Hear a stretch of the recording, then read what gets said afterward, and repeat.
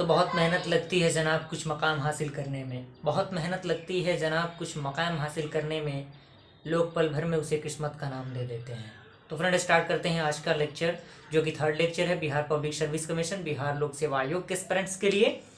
तो ये आपका टॉपिक आज का है जैन धर्म व महावीर के बारे में, बौद्ध धर्म के बारे में। तो स्टार्ट करते हैं हम लोग बिना किसी इंतजार के।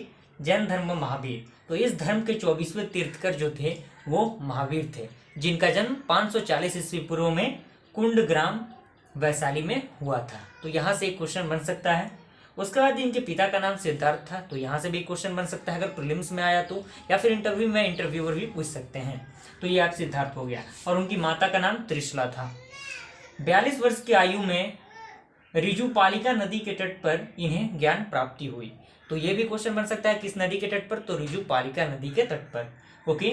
और 72 वर्ष की आयु में राजगृह के समीप पावापुरी में 468 ईस्वी पूर्व में इन्हें निवाण प्राप्ति हुई, यानी इनकी मृत्यु हो गई।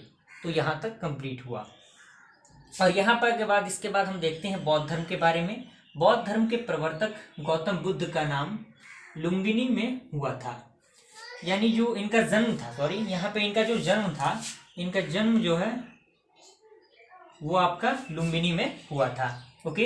और इनके बचपन का नाम जो था वो सिद्धार्थ था। ओके। इनकी पत्नी का नाम क्या था, तो इनकी पत्नी का नाम यशोधरा था, और इनके पुत्र का नाम जो था वो राहुल था।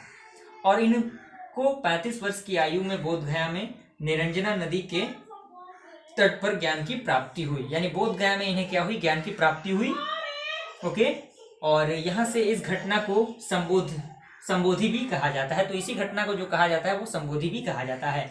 यहाँ तक आई होप क्लियर हुआ। इसके बाद हम लोग देखेंगे जो प्रतियोगी परीक्षाओं के लिए जो महत्वपूर्ण तथ्य होते हैं उन तथ्य के बारे में, कि तृतीय बौद्ध सभा पाटलिपुत्र में बुलाई गई थी। तो यहाँ से बन सकता है कि पाटलिपुत्र में कौन सी सभा, तो तृतीय सभा बुलाई गई थी। विश्व का पहला गणतंत्र वैशाली में लिच्छवी के द्वारा स्थापित किया गया था। यहाँ तक क्लियर हुआ। उसके बाद है कि बोध गया में लगा हुआ बोधि वृक्ष अपनी पीढ़ी का चौथा वृक्ष है। उसके बाद है उदयन को पाटलिपुत्र का संस्थापक माना जाता है। और उसके बाद आपका है कि धनानंद सिकंदर महान का समकालीन था। ओके। और उसके बाद है कि पाटलिपुत्र स्थित चंद्रगुप्त का राजमहल लकड़ी से बना हुआ था। तो आई होप यहाँ तक आपको क्लियर हुआ होगा। इसके नेक्स्ट वीडियो में हम लोग डिस्कस करेंगे ऑब्जेक्टिव टाइप क्वेश्चंस के बारे में, जो बीपीएससी में पूछा गया क्वेश्चन है।